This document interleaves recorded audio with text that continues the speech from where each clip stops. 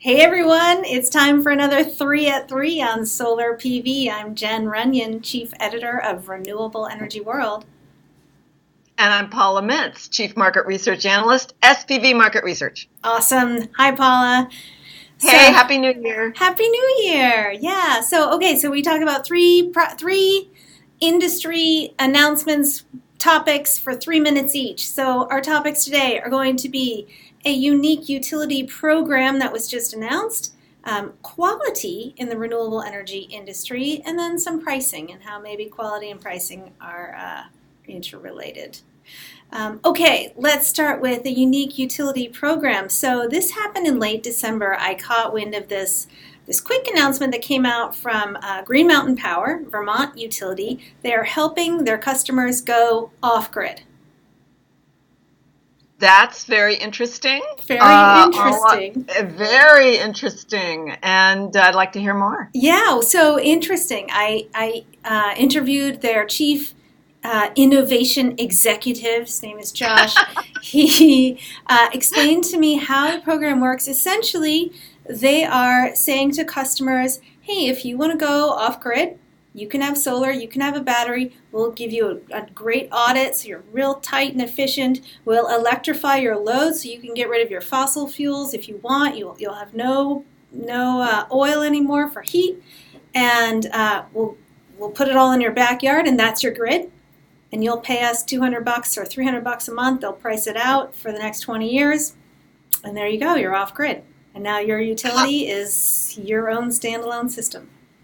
What is their pricing model? So he said, so each person is an individual pricing. So it depends on where you are. What they're going to look at is, for those customers, and I understand this because we have a house on a lake way out in the middle of nowhere in New Hampshire. And so, those customers that are way at the end of the line, who cost a lot of money for the utility to maintain those trees, to maintain those lines. And when they go down, they've got to send out trucks for just this one person or maybe 3 people.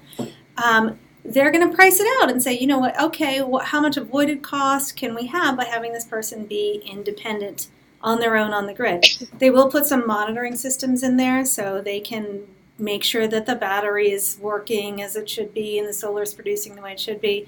I mean, he said hopefully if there's ever going to be a problem, we're going to know about it before the customer does.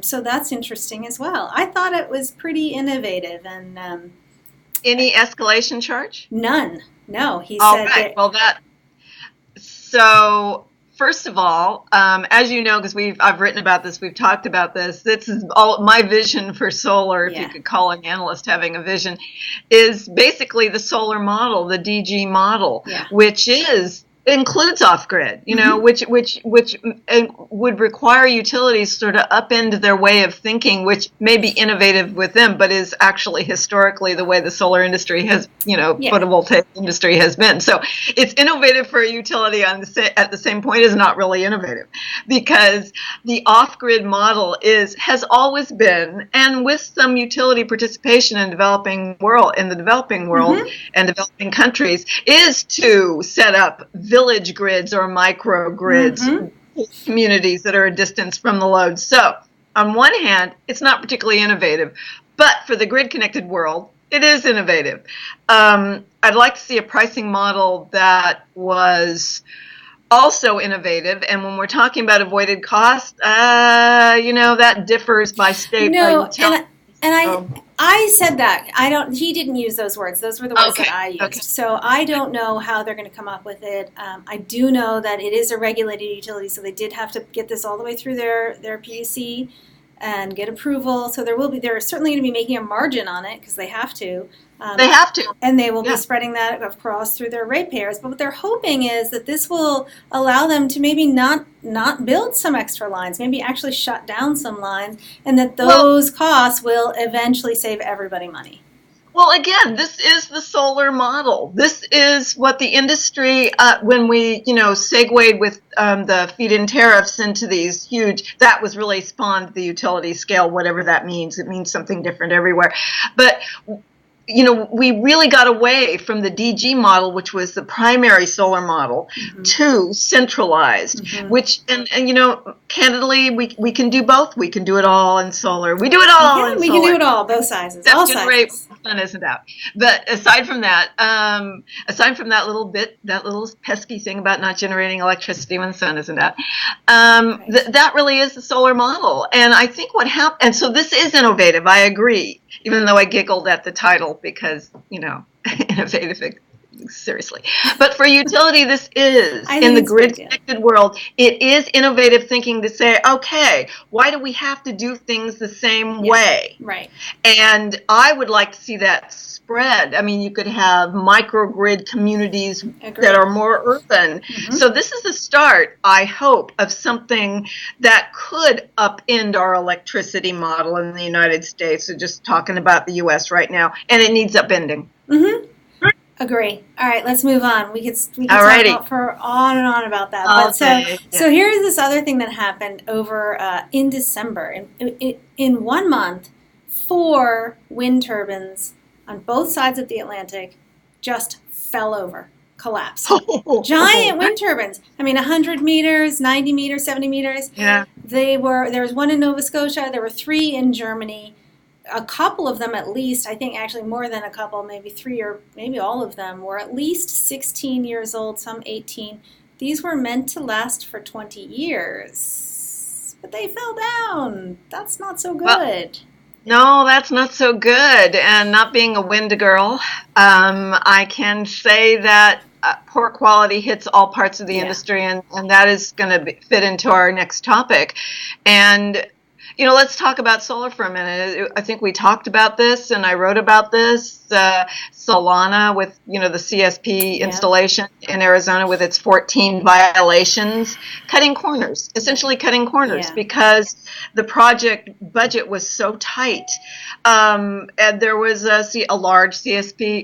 very large CSP installation in California where, the mirrors were installed too close together and there were fires.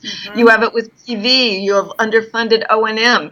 And when you even before that, the LCOE models that favor the best outcome and, best outcome at the lowest budget doesn't fit. It doesn't match. It's never going to work out. Right. And then you have weather forecasting that doesn't take into account climate change. And weather patterns change, but they're really upended now. Also true. So if your LCOE model and your assumptions about what you're going to, get out of the system, generate from the system, if nothing fits with your model, you've got a problem. You cut corners, and then you end up with stuff that does not last in the field as long as we said it was going to last, and that's a real problem. But let's remember that the conventional energy infrastructure is badly in need of maintenance too, and is way past its useful lifetime, breaking down. Lots of examples of that in California and PG&E territory. San Bruno is a big example here. But it's not just. Right. Yeah, it's not just California, and it's all along the chain. So what has to happen? I mean, is it just better O&M? I mean, people need to pay for that, and where's the money going to come from? Well, they have to, unfortunately, we are celebrating very low PPAs and project costs. And somebody said to me the other day, by the way, it's an interesting conversation, that the winner was going to be the winner of the race to the bottom in prices. That's dangerous thinking. Is that a winner? How is that a winner? Is not a winner. I think we've lost sight of the fact that people expect and should expect this stuff to work, frankly, 25 years in the field, over 25 years in the field. Yeah. And if you haven't developed, if you're not manufacturing high quality components which cost money, and companies are not manufacturing these components with at least a 45% margin, they're not going to work in the field over time. If you cut the costs on O&M, then not being a wind expert, your wind falls over, which is pretty frightening. Yeah. Your solar systems break out in fires. I mean, it's not just. Yeah. And this is moving into our third topic. I'm sorry to interrupt you, but this is, so this is our problem because we are coming up with these record low PPA bids. We haven't built the projects yet, but how are they going to build, solar in Chile for 29 cents a megawatt hour, or $29 a megawatt hour? How are they going to do that? It's going to be almost impossible. A lot of times PPA bids are low because you need to have a PPA contract to get the financing. Actually, most of the time. In India, you have solar parks where almost everything is government subsidized, so the PPAs are lower there, still too low. And then you have other too low PPAs. It's really a scandal there.